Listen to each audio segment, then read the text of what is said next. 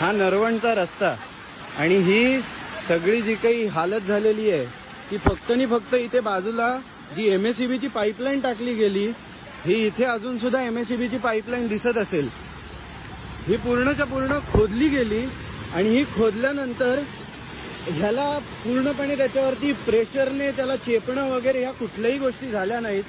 हे न झाल्यामुळे आणि त्या झाल्या नसताना सुद्धा इथून जो गटार होता तो परत पूर्णपणे ओपन करणं गरजेचं होतं. ते न केल्यामुळे हे पूर्णपणे झालेलं आहे.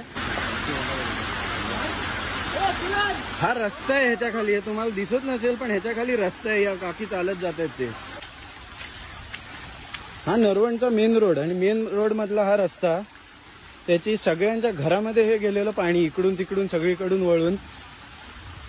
ही नरवणची बाजारपेठ, सगळ्या बाजारपेठेमध्ये इकडून तिकडून सगळीकडून पाणी भरलेलं आहे.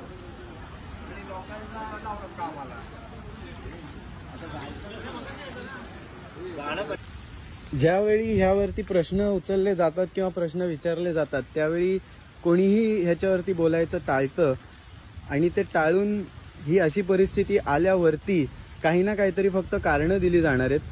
हे न टाळता ह्याच्यावरती उपाय काढणं आत्ता गरजेचं आहे आणि ते उपाय नाही निघाले तर हे प्रत्येक वर्षीचं असंच होत राहील एवढं तरी नक्कीच दिसतंय.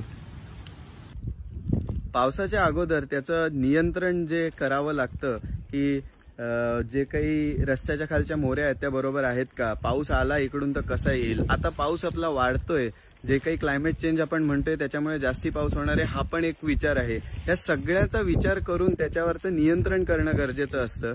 ते अजिबात करण्यात आलं नव्हतं. अनेक वेळा सांगून झालं होतं तरी पण ते करण्यात आलं नव्हतं. म्हणून हा मानव निर्मितच पूर्णपणे हा खेळ आहे जो काही झालेला आहे तो.